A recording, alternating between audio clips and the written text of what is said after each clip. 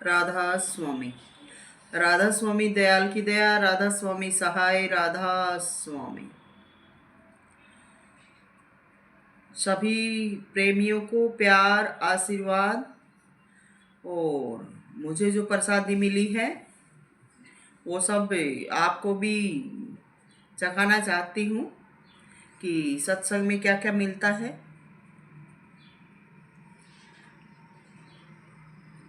आजीवन सेवा करके भी,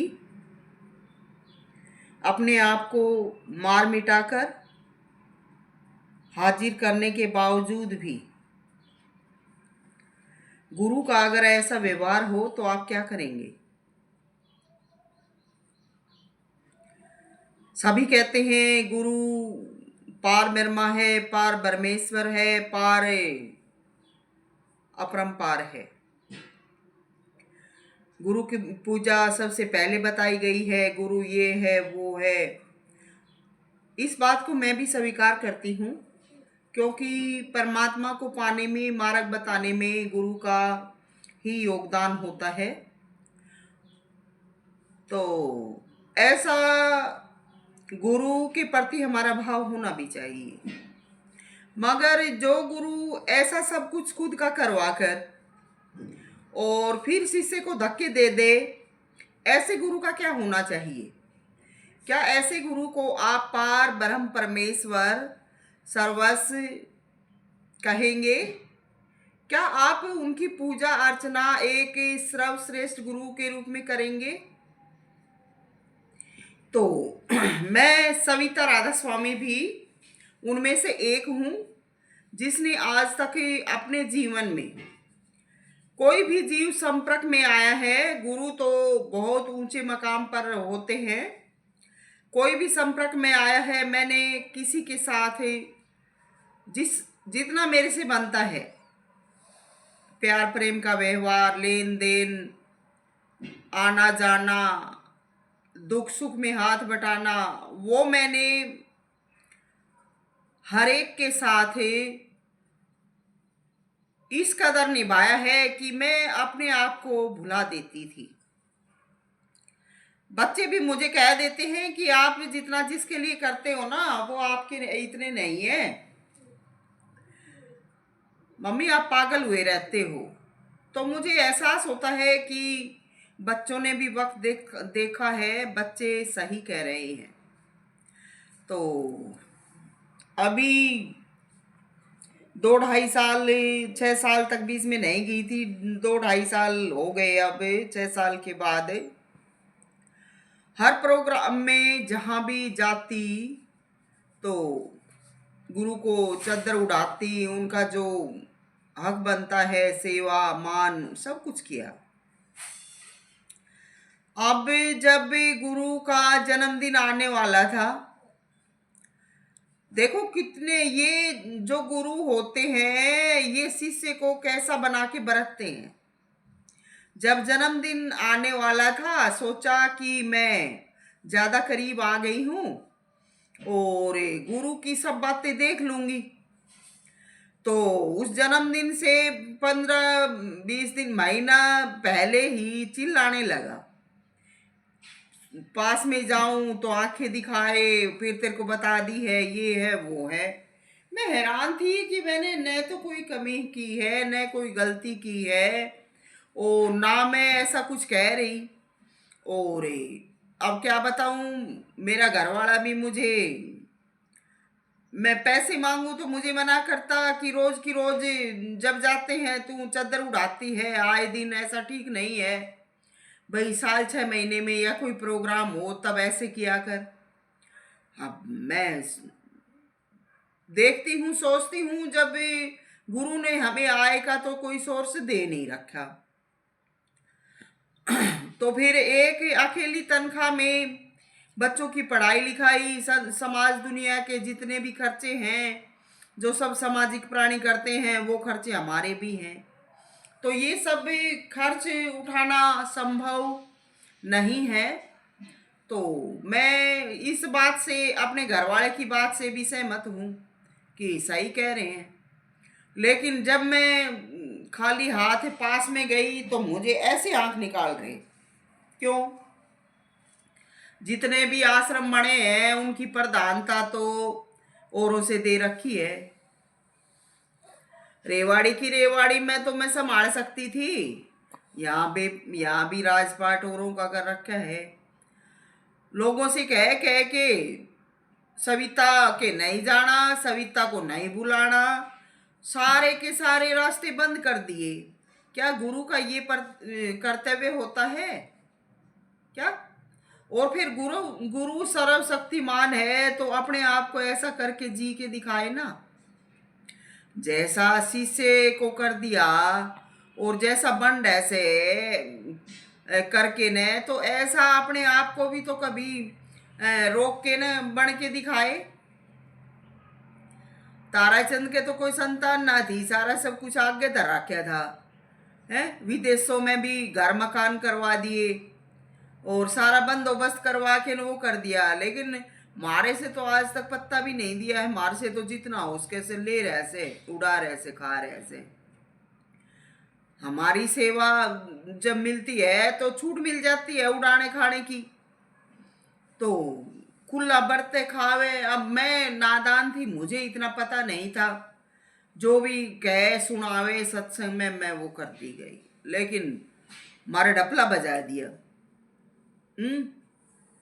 अब जब वो जन्मदिन का समय नजदीक आया तो श्याणा घड़ा बन रहा था, लेकिन नूना बेरा था कि अब तू डाल डाल तो यह भी पात पात हो रही से के, या भी वो नादान बच्ची ना रही। आग तू कहेगा या धड़ाम तो इस नाड़ ने घेर देगी, क्योंकि वो सब परीक्षा की सब बातें वो समय जा चुका है, सब परीक्षा हो चुकी थी। और जब मालिक ने ही अपने रूप में करके सबको प्रगट रूप दिखा दिया तो गुरु का क्या हक है शिष्य के ऊपर किसी भी प्रकार का कोई दबाव बनाए या उसको दबा के रखे क्या? लेकिन धन की वजह से सारे खोटे कर्म कर लिए कर रहे से। 15-20 दिन पहले मैं गई और कह रहे बिना ही वजह के आगे गई तो नू कह के खुद तो चुंगल में फंसा पड़े से। जब ये उल्टे सीधे कर रहे थे तो इनको हंस हंस के सिर चढ़ाता गया। अब ये बिगड़ गए तो ये भी इसका काबू में ना आवे, ये काबू में ना आवे और मन ने कंट्रोल में करे, मन ने दबावे। मैं आगे जाऊं तुम बता दी से हाँ मको तूने कति सही बता दी सर, मैं समझ भी गई। अब तूने के बता दी से श्याणा मन की चाल मारे था कि मैं पागल बन के ने कि मैं भी कहता रहेगा और मैं जाके फिर उते गल गल हांडे जाएंगी और फिर सारी संगत में मन न्यू करे जागा। लोग बागान के बेरा अब भाई के और ऐसे के ना और ऐसे, लोग तो सोचेंगे इस पे क्यों डांट मारे से। तो ऐसा मेरे से सलूक करने लग गया। तो मेन जो दिल की बात थी वो ना कहे कि अब जो परिवार पड़े ऐसा कनाडा में बेटे पोती वो पोतियां के घर वाले और दूसरे जो नाते गांठ राखे से, एक बार लंगवाड़ी अंग्रेजनी फिर ऐसे बदमाश ये सारे आने थे। और मैं अगर आगे उगे रहती तो इसका और उनका व्यवहार देखती आपस में, जो इनके साथ मटर गश्ती करे से, इनके साथ यो खुला नाचे से, वो सब कुछ यो हमने थोड़े मानने से, उनसे तो सब कुछ उनने का आगे आगे रख के ने उनके साथ तो इसका जीना मरना। हम दुनिया में शिष्य बना लिए, बस इसके कमा कमा के गिरे जामा और जी माँ जब भाई हमने फटकार दे, जी माँ जब हमने यो हाजिर कर ले। तो ये एक सर्वश्रेष्ठ गुरु का कर्तव्य है। ऐसे ऐसे अगर गुरु हो जाए तो कौन भाई आगे पीछे हांडेगा। तो जब जन्मदिन पास में आया तो श्याणा बन के ने चाल मारी, पर मैं भी जानू थी मको हाँ अब ये कौन सी हवा में चल रहे से, यो जितना आगे चल रहे से हम भी आजकल इससे भी आगे चल रहे सा। मैं भी नहीं गई जन्मदिन पे कि ले तू खा ले, खूब मस्ती कर, पर अपनी शक्ल देख लिए बैठे बैठे, जब दुनिया आवेगी दिल में करेगी सवाल, तो फिर अरे जब संतान लायक हो जैसे, बराबर की हो जैसे, माँ बाप उसको सारा हिसाब किताब और अपने बराबर का ओहदा देने लगे से, पास बिठाने लगे से। लेकिन ये गुरु हो के ने है, गुरु हो के इतना ज्ञान नहीं, या किसी से सब कुछ हो चुके से, और फिर भी उसको साथ नहीं रखना, उसको प्यार का व्यवहार नहीं करना। तो वहाँ बड़का जब दुनिया में करेगा आए दिन, तो फिर शीशे के बुरबरी माटी का बंड ऐसे कि जो जो रोज बे जागा रहना पड़ेगा। तो ये प्रसाद दी भाई, सविता को खिलाई।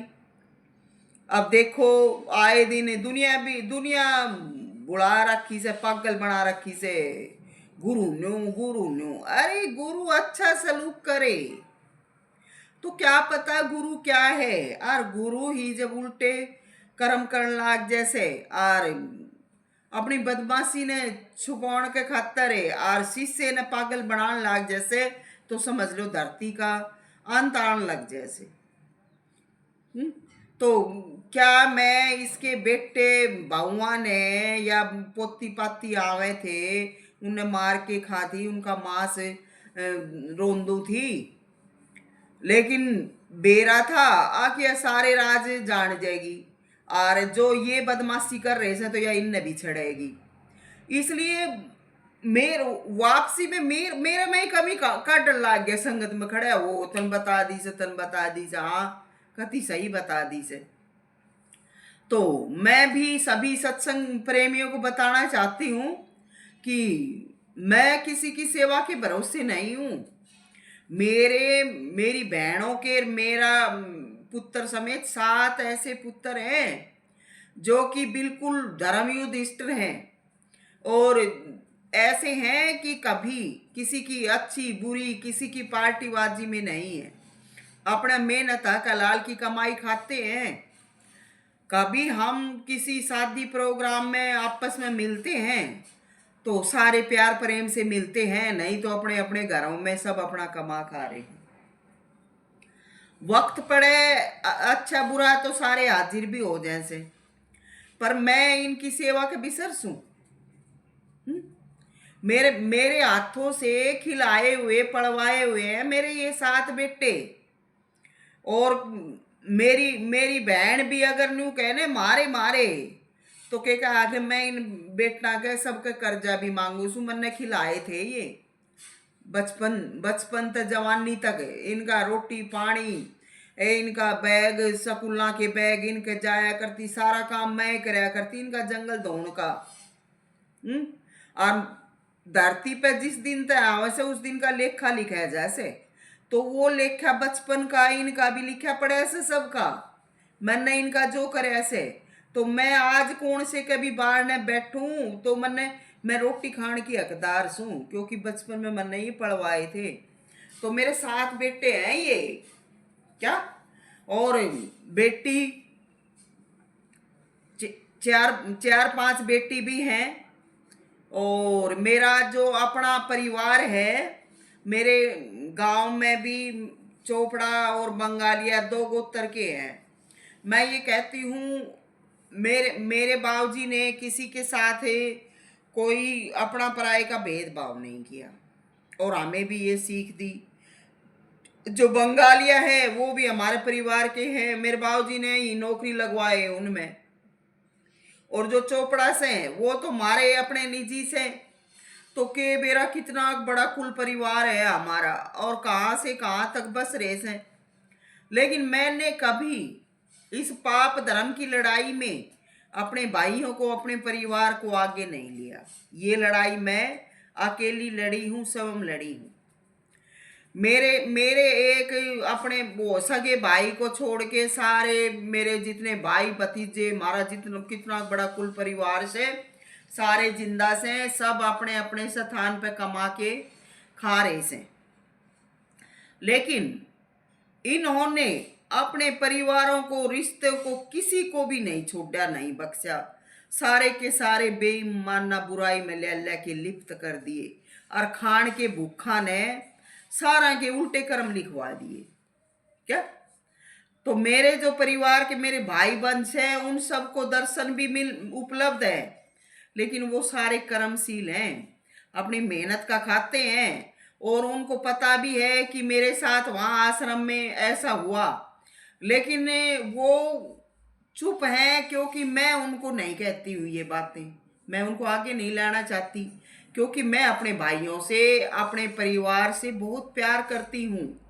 और मैंने उनको इस लड़ाई में नहीं जोका, क्योंकि मैं जानती थी कि इस प्रकार से अगर उन भाइयों को इनकी इस लड़ाई में लाके बदनाम या बुरा कर दिया तो आगे बचेगा भी क्या।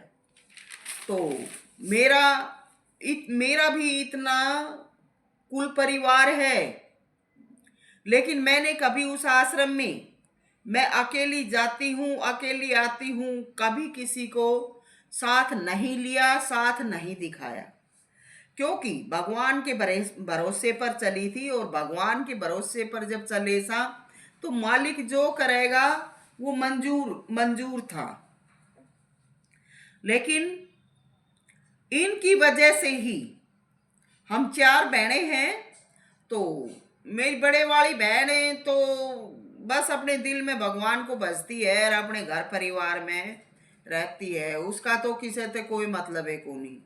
ये दोस्त हैं मेरे से और बड़ी जो बीच की से वह इनने सिखा सिखू के ने और इनने मारे बाण बाणा के भी आपस में किसी वक्त में जूत बजवा दिए थे, वो इनकी शिक्षा पे चल रही से। पर मैं ये कहती हूँ कि हमारे जो पुत्र हैं वो बड़े ही समझदार हैं, वो आज तक कभी आके न सामने बोले हैं और इतने अच्छे हैं क्या बताऊं कि आपस में कभी किसी बात पे किसी चीज पे झगड़ा नहीं करते, जब मिलते हैं सारे प्यार प्रेम से मिलते हैं। तो ऐसा मेरा भी कुल परिवार है। मैं अपने महाराज जी के परिवार की भूखी नहीं हूँ और मेरे महाराज जी के परिवार ने भी बदीकरण में कसर नहीं छोड़ी। जब अच्छा टेम लग दिखे तो भाग भाग आवे, जब थोड़ा सा दिखे तो फिर जाके न बैठ जा। तो इनने भी किसी प्रकार का कोई अच्छा सहयोग कोई अच्छा काम है नहीं किया। मेरे पुत्र मेरे भाई भतीजे चाहे वो उम्र में मेरे से बड़े भी से, लेकिन मेरे आगे कभी उन्होंने एक लफ्ज भी नहीं बोला है, मुझे कभी किसी मामले में अच्छा बुरा नहीं कहा।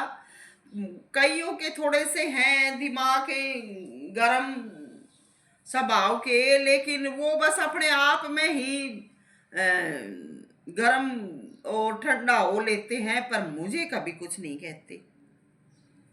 तो मैं अपने प्रियजनों से बहुत प्यार करती हूँ, मैं उनको इनके गंदे कारनामों में नहीं फंसाना चाहती थी।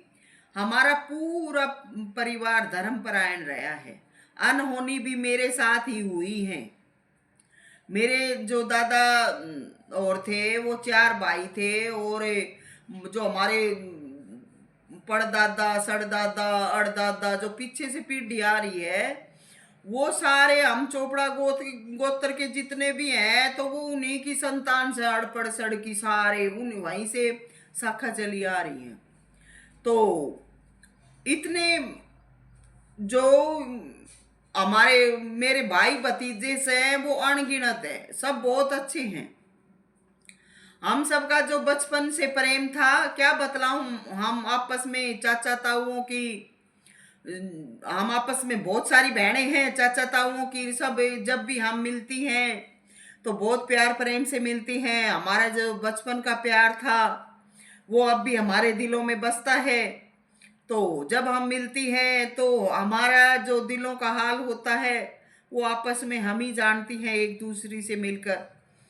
तो हमारे उन सब बहनों के भी मेरे इन बहनों के भी मेरे भी और जितने भी हमारी बुआ हैं हमारे बहुत सारी, उनके भी जो बेटा बेटियां हैं सारे बहन भाई हैं। तो जितने भी हमारे रिश्ते नाते हैं उन सब में हमारे बच्चे हैं, सारे के सारे धर्म प्रिय हैं। कोई एक भी ऐसा नहीं है जो किसी ऐब में या इस प्रकार हो, सारे अच्छी अच्छी लाइन पे चल रहे हैं। तो मेरे दिलों में वो दूर जरूर हैं, लेकिन उन सब का प्यार बसता है। और हमारे जो मास्टर टीचर थे वो मुझे लाडो कह के पुकारते थे। तो मेरे परिवार में कोई ऐसा नहीं है, सारे बहुत ही अच्छे हैं, सभी मुझे प्यार करते थे। मालिक ने शायद इसलिए उनमें जन्म दिया था क्योंकि वो सारे धर्मपरायण थे। तो एक बार हम गुगा का वो था, हमारे गांव में गुगा मेड़ी का वो मेला भरता है जन्माष्टमी के दिन। तो मैं भी चली गई गांव में कि मेरे मेरे दिल में भी ये थी कि चलो उस दिन गांव में लड़कियां आती है, उनसे मिलके आएंगे, साथ वाली उन दिनों की लड़कियां। तो चले गए। तो एक भाई मेरा, वो मेरी माँ की बहन बनी हुई थी हमारे, तो वो रोपड़ में रहता है, डॉक्टर है। तो वो आए हुए थे वो भी।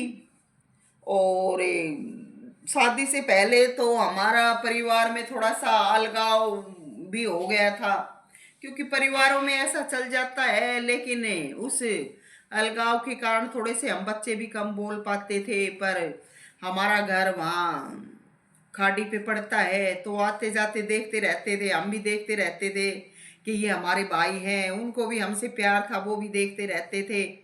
तो उसके बाद फिर शादी हो गई, शादी को 30 साल हो गए। 30 साल से तो हम बिल्कुल नहीं देख पाए थे। और मैं सत्संग लाइन में आने के बाद तो इतना बिजी हो गई थी कि किसी से कोई मिलना जुलना या संपर्क बिल्कुल ही बंद सा हो गया था।